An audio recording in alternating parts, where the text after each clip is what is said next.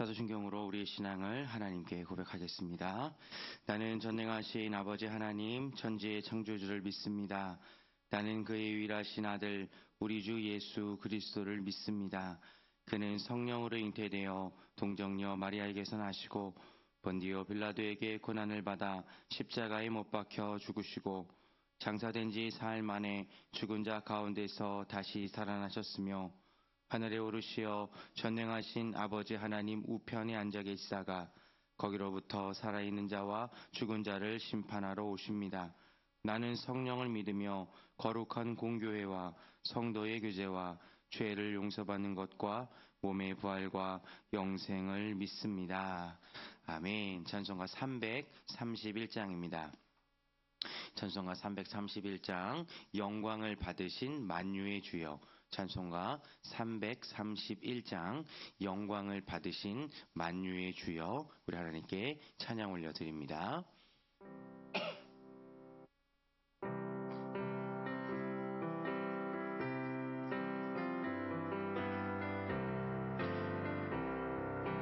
영광을 받으신 만유의 주여 우리가 명령을 따르리라.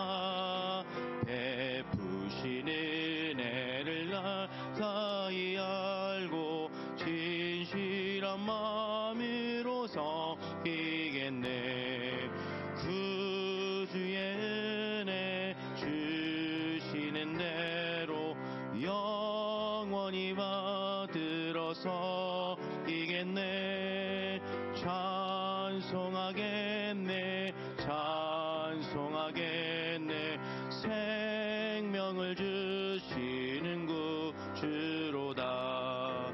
구주를 높이고자 공경하여 온유한 마음으로 섬기리라.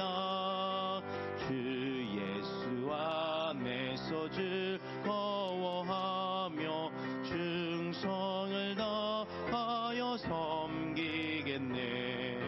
구주의 은혜 주시는 대로 영원히 받들어서 섬기겠네. 찬송하겠네 찬송하겠네. 생명을 주시는 구주로다. 예수를 믿고서 늘 사랑하여 참 기쁜 마음으로 섬기리라. 온 마음을 드리고 늘 순종하며 구주를 영원히 섬기겠네. 구주의 은혜 주시는 대로 영원히 받들어서 섬기겠네. 찬송하겠네 찬송하겠네. 생명을 주시는 구주로다. 아멘. 오늘 우리에게 주시는 하나님의 말씀은 민수기 9장 1절에서 14절까지 말씀입니다. 오늘 우리에게 주시는 하나님의 말씀은 민수기 9장 1절에서 14절까지 말씀입니다. 민수기 9장 1절에서 14절 말씀을 저와 여러분이 한 절씩 교독하고 마지막 14절은 함께 읽도록 하겠습니다. 애굽 땅에서 나온 다음에 첫째 달에 여호와께서 시내 광야에서 모세에게 말씀하여 이르시되 이스라엘 자손에게 유월절을 그 정한 기일에 지키게 하라. 그 정한 기일 곧 이달 연 넷째 날 해 질 때에 너희는 그것을 지키되 그 모든 율례와 그 모든 규례대로 지킬지니라. 모세가 이스라엘 자손에게 명령하여 유월절을 지키라 하매 그들이 첫째 달 열 넷째 날 해 질 때에 시내 광야에서 유월절을 지켰으되 이스라엘 자손이 여호와께서 모세에게 명령하신 것을 다 따라 행하였더라. 그때에 사람의 시체로 말미암아 부정하게 되어서 유월절을 지킬 수 없는 사람들이 있었는데 그들이 그날에 모세와 아론 앞에 이르러 그에게 이르되 우리가 사람의 시체로 말미암아 부정하게 되었거니와 우리를 금지하여 이스라엘 자손과 함께 정한 기일에 여호와께 헌물을 드리지 못하게 하심은 어찌함이니까. 모세가 그들에게 이르되 기다리라 여호와께서 너희에게 대하여 어떻게 명령하시는지 내가 들으리라. 여호와께서 모세에게 말씀하여 이르시되 이스라엘 자손에게 말하여 이르라. 너희나 너희 후손 중에 시체로 말미암아 부정하게 되든지 먼 여행 중에 있다 할지라도 다 여호와 앞에 마땅히 유월절을 지키되 둘째 달 14째 날 해질 때에 그것을 지켜서 어린 양의 무교병과 쓴 나물을 아울러 먹을 것이요 아침까지 그것을 조금도 남겨두지 말며 그 뼈를 하나도 꺾지 말아서 유월절 모든 율례대로 지킬 것이니라. 그러나 사람이 정결하기도 하고 여행 중에도 있지 아니하면서 유월절을 지키지 아니하는 자는 그 백성 중에서 끊어지리니 이런 사람은 그 정한 기일에 여호와께 헌물을 드리지 아니하였은즉 그의 죄를 담당할지며. 함께 읽겠습니다. 만일 타국인이 너희 중에 거류하여 여호와 앞에 유월절을 지키고자 하면 유월절 율례대로 그 규례를 따라서 행할지니 거류민에게나 본토인에게나 그 율례는 동일한 것이니라. 아멘. 기도하겠습니다. 좋으신 아버지 하나님, 은혜를 감사합니다. 지난 간밤에도 저희들을 주님 품 안에서 편히 쉬게 해주시고 또 이 새벽에도 저희들을 주 앞에 불러주심을 감사합니다. 오늘도 저희들에게 새날 주시고 또 생명 주시고 건강 주셨는데 이 한날도 주님과 더불어 동행하게 하시고 주를 기쁘시게 하는 한날 되게 하여 주옵소서. 이 새벽에도 주님을 사모합니다. 말씀과 기도 가운데 저희들을 만나 주시며 주님의 성령으로 충만케 하여 주옵소서. 주님께 감사의 예물과 또 1000번째 예물을 드립니다.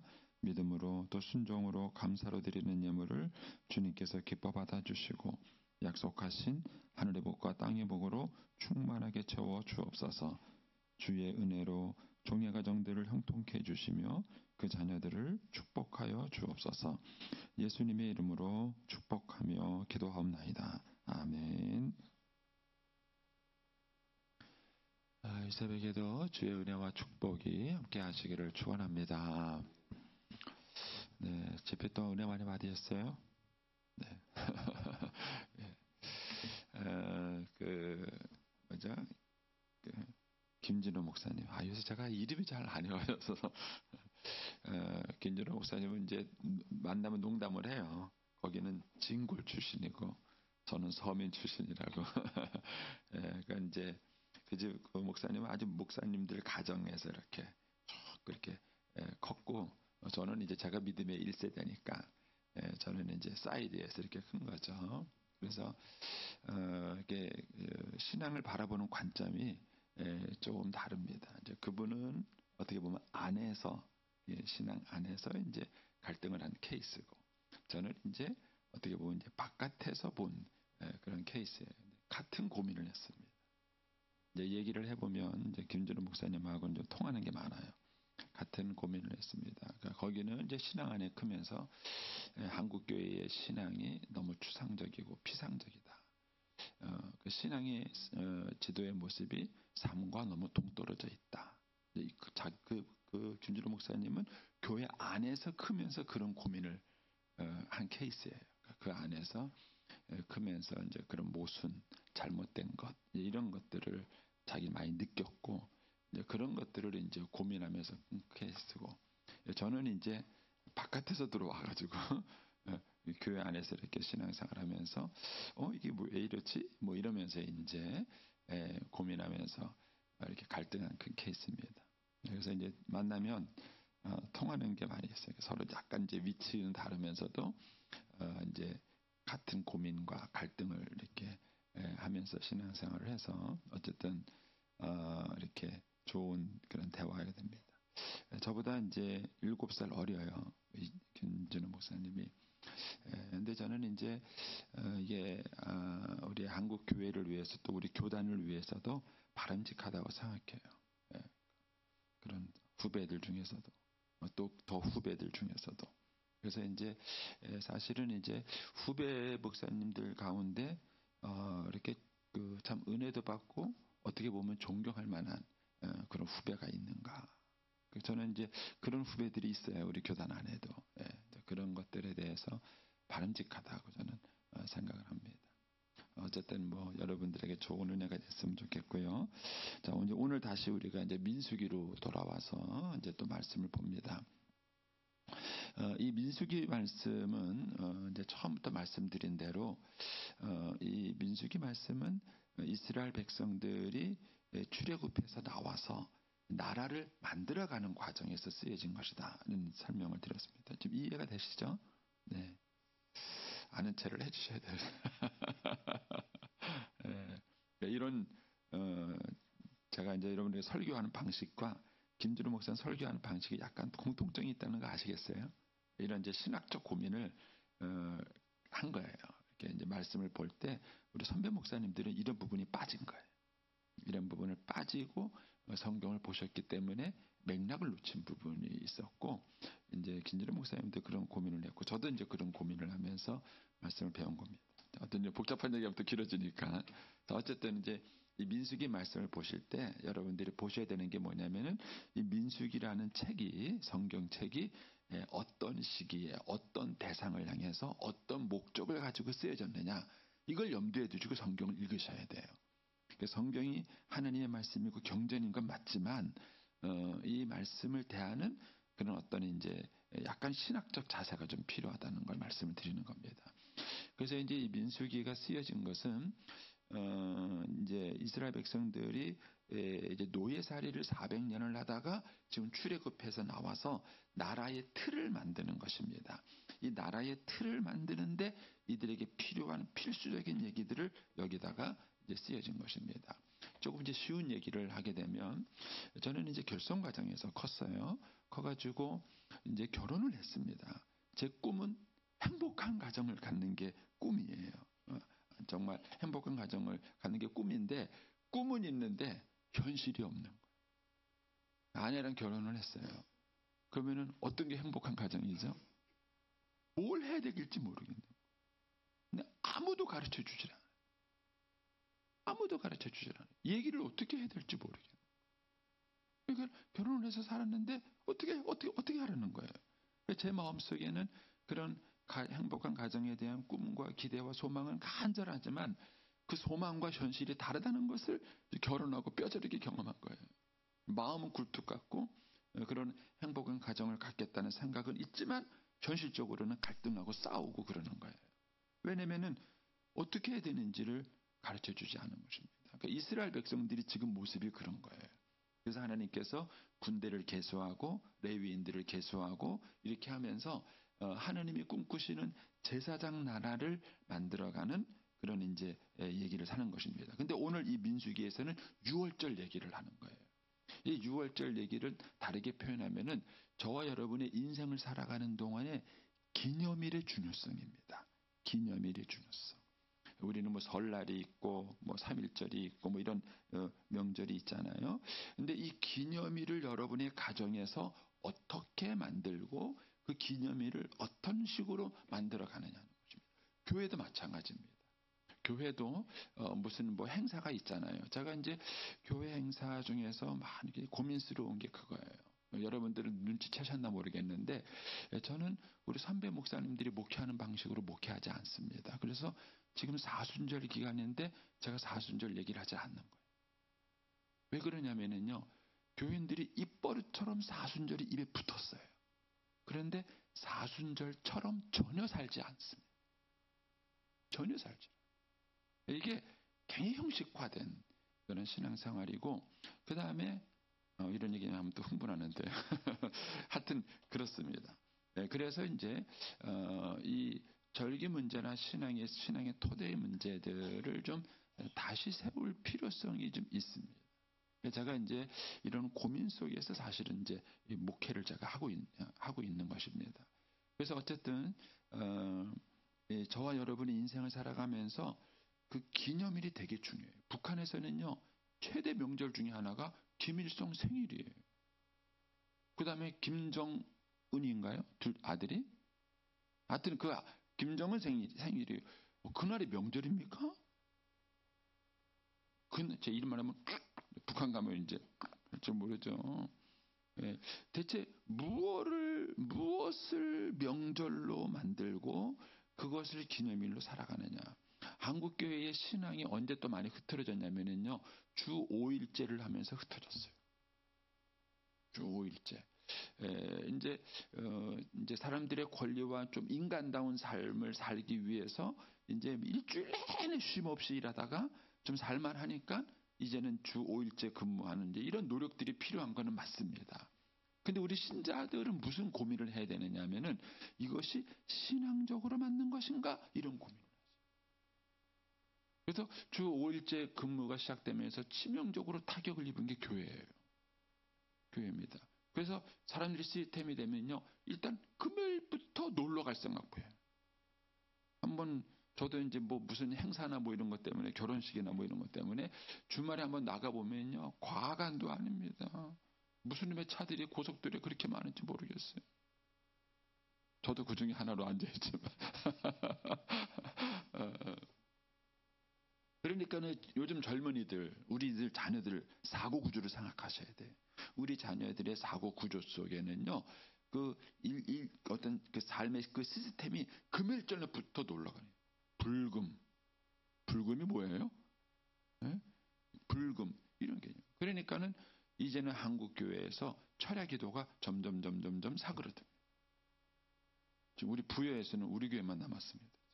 사명감을 가지고 지금 열심히 저희가 지금 금철을 불태우고 있습니다. 예. 없어요. 이게 문화적 이 변동과 다르질 않아요. 그래서 여러분의 가정 안에서도 어떤 그 절기를 지키고 어떤 명절을 만드느냐 하는 것이 가정을 세워가는데 굉장히 중요해요. 예. 그래서 예를 들어서 이런 거예요. 야, 우리가 일주일에 한 번은 식구들이 모여서 밥을 먹자. 물어볼게요. 여러분들이 일주일에 한 번은 식구들이 모여서 밥을 먹기는 하시나요? 옛날에는 매일 아침도 먹고 점심도 같이 먹고 저녁도 같이 먹고 같이 먹었어요. 그래서 뭐가 나와요? 밥상머리 교육이라는 말이 나왔어요. 요즘은요. 밥상머리 교육 할 새가 없어요. 밥을 같이 먹어야 밥상머리 교육을 하죠. 무슨 밥상머리 교육이 있습니까? 그런데 애들은 공부하러 가야 되고 아빠는 출근하러 가야 되고 무슨 일을 하러 가야 되고 다 이렇게 일을 하러 간다는 이 현실적인 욕구에 쫓기다 보니까 아무도 여기에 대해서 고민하지 않아요. 식구가 뭡니까? 식구가. 밥을 같이 먹는 게 식구 아닙니까? 밥을 같이 먹는 게. 그런데 밥을 같이 먹기는 하냐는 거예요. 우리가 이런 어떤 환경의 흐름 속에 우리도 모르게 그냥 딸려가는 거예요. 딸려가는데 이 환경이 만드는 문화가 이방 문화하고 불신앙의 문화고 하나님을 대적하는 문화예요. 우리가 이런 고민을 좀 하셔야 됩니다. 고민을 하셔서 어떤 문화를 만들 것인가 하는 거예요. 근데 오늘 본문에 보면은 이스라엘의 그 절기의 핵심은 유월절이에요. 유월절. 왜 유월절이죠? 그 유월절날 이스라엘 백성들이 출애굽한 거예요. 이거는 절대로 잊어버려서는 안 돼요. 제가 금요일날 십계명 시리즈 설교를 쭉 하면서 그 십계명 시리즈 설교의 가장 중요한 배경이 서론이에요. 서론. 나는 너를 애굽 땅에서 인도에는 여호와 내 하나님이다. 이것이 굉장히 중요해요. 요거 잊어버리고 나면 끝장나는 거예요. 그러니까는 한 가정이 형성되고 났을 때의 가장 기초가 뭐죠? 결혼기념일입니다. 어떻게 그것을 잊어버리십니까? 이렇게 말하는 저도 처음에는 몰랐어요. 이게 중요성이 이 결혼기념일의 중요성을 저도 모르고 살았습니다. 모르고 살았는데 어쨌든 저 여러분의 가정을 형성하는 데 있어서 소중한 게 뭐예요? 부부가 결혼이 있었기 때문에 결혼식이 있었기 때문에 가정이 형성된 거 아닙니까? 결혼 기념일이 얼마나 중요합니까?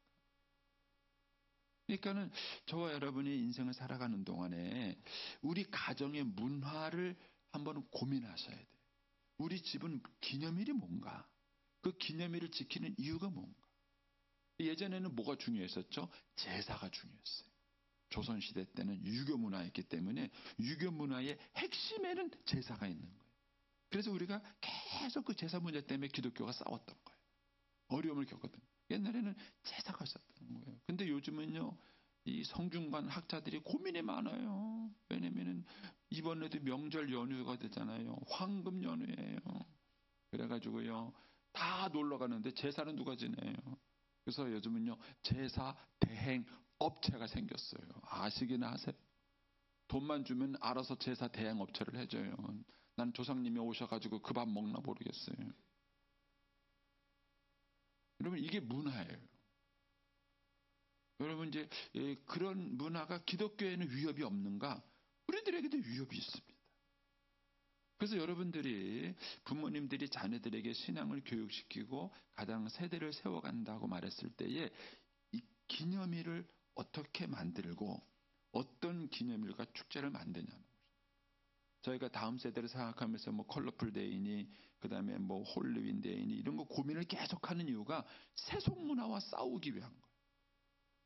세속 문화와 싸워서 어떻게 하든지 이 아이들에게 믿음과 신앙의 기독교 문화를 어떻게 가르쳐 줄 것인가, 이게 이제 우리들의 고민인 것입니다. 그래서 여러분 멀리 있는 자녀들한테도 얘기하세요. 한 달에 한 번, 어려우면 두 달에 한 번이라도 와라.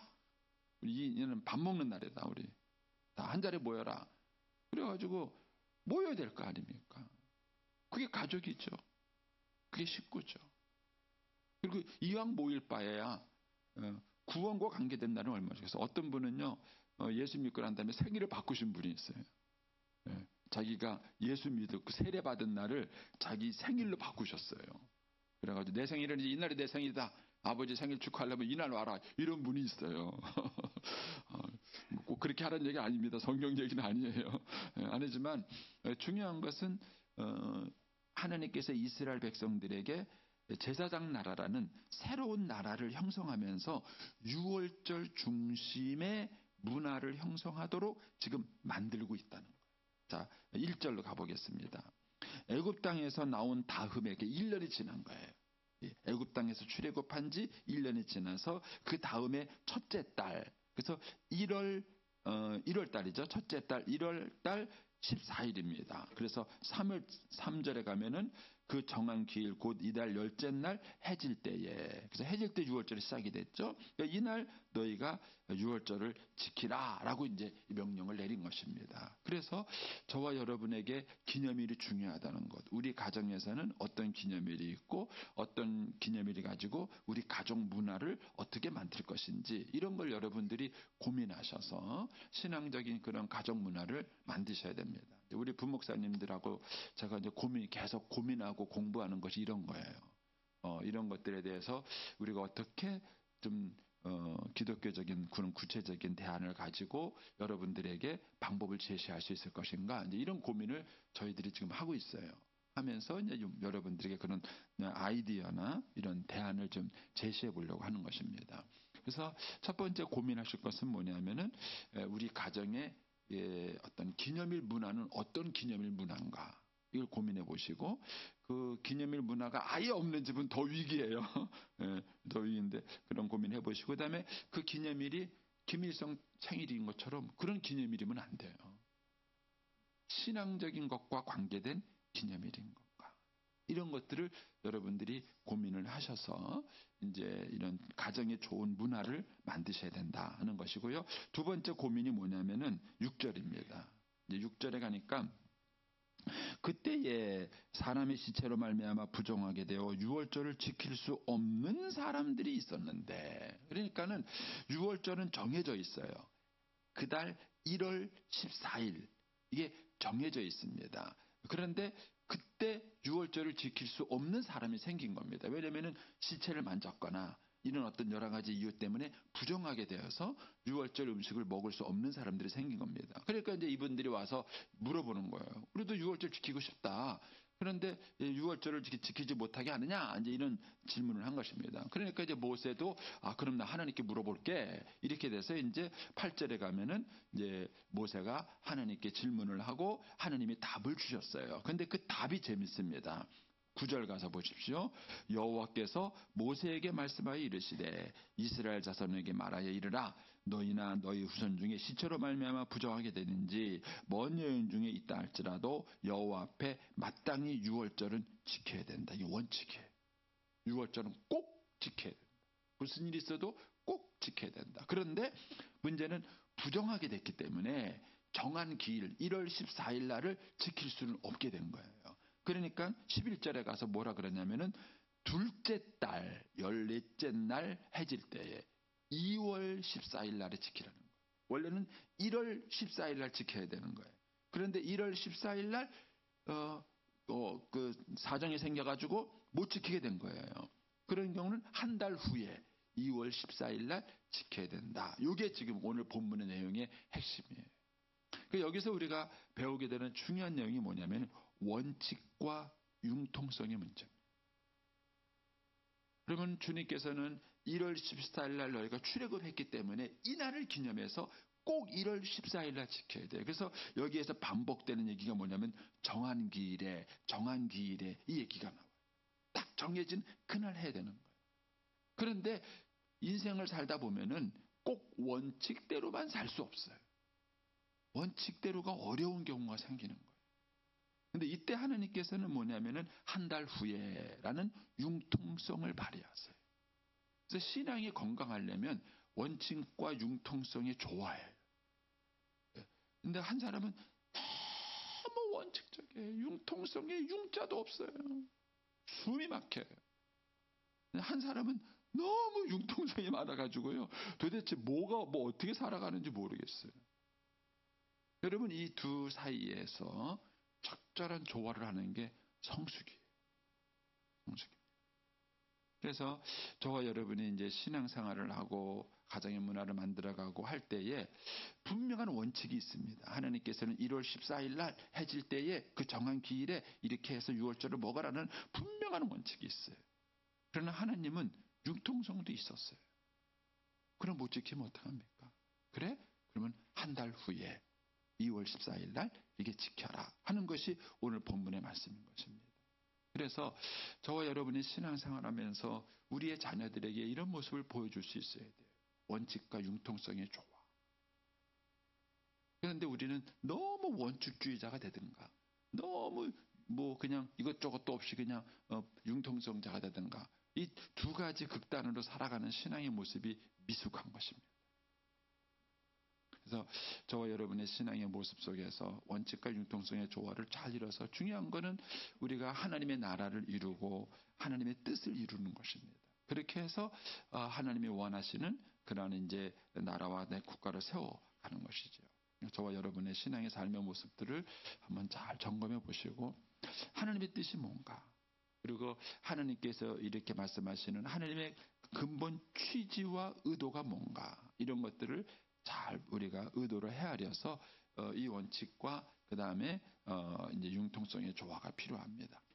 하나님께서 이렇게 이제 6월절을 꼭 지키게 한 데에는요, 우리의 삶의 그런 중요한 기초를 세워가는 거면서 동시에 주님께서 우리에게 감사를 가르쳐 주기 위함. 여러분 절대로 잊어서 안 될 것들이 있어요. 그런데 6월절을 잊어버리니까 그들의 삶이 무너져 내립니다. 저도 이제 죄송합니다. 인생 얘기를 해서요. 여러분 앞에 인생 얘기를 할 건 아니지만 제가 이제 지금까지 살아오면서 목회를 쭉 해보니까는요, 감사를 모르는 사람은요, 인생이 망가져요. 감사를 모르는 사람. 아무리 유능하고, 아무리 똑똑하고, 아무리 잘났어도요, 감사를 모르는 인격은 끝이더라고요. 그래서 우리 자신도 그래야 되겠지만 우리 자녀들에게 감사를 꼭 가르치세요. 아담과 하와가 감사를 잃어버려서 선악과를 따먹은 거예요. 하나님이 그 많은 선물을 주시고 그 많은 은혜 주시는 감사를 절대 잃어버리지 않았다면 그들이 선악과를 따먹을 수 없어요. 저와 여러분이 처음 예수 믿을 때의 감격이 뭐죠? 어떻게 나 같은 죄인을 구원하셨는가에 대한 은혜에 대한 감사잖아요. 그런데 신앙이 변질될 때는 언제죠? 이 감격이 식을 때인 거예요. 이 감사가 사라질 때인 거예요. 그리고 어느 순간 나도 모르게 감사보다는 불평이 많아요. 하나님 왜 이러세요? 하나님 왜 이러세요? 하나님 어떻게 나한테 이럴 수 있으세요? 이게 많아지면서 신앙의 변질이 오는 것입니다. 그래서 이 6월절을 지키라는 얘기는 감사를 잊지 말라는 거예요. 그래서 자녀들에게 꼭 감사를 받으세요. 자녀들을 위해서 그렇게 하시라는 거예요. 자녀들을 위해서. 그래서 그 아이들이 부모님의 은혜에 대한 감사도 잊지 않고 또 하나님의 구원과 그 은혜에 대한 감격도 잊지 않도록 해주셔야 합니다. 그것이 이들의 삶을 건강하게 세워가는 기초가 되는 것이다. 이것이 오늘 말씀의 주안점입니다. 저와 여러분 오늘 한 날도 이 말씀 안에 잘 세워져 가는 한 날이 되시기를 축복합니다. 기도하겠습니다.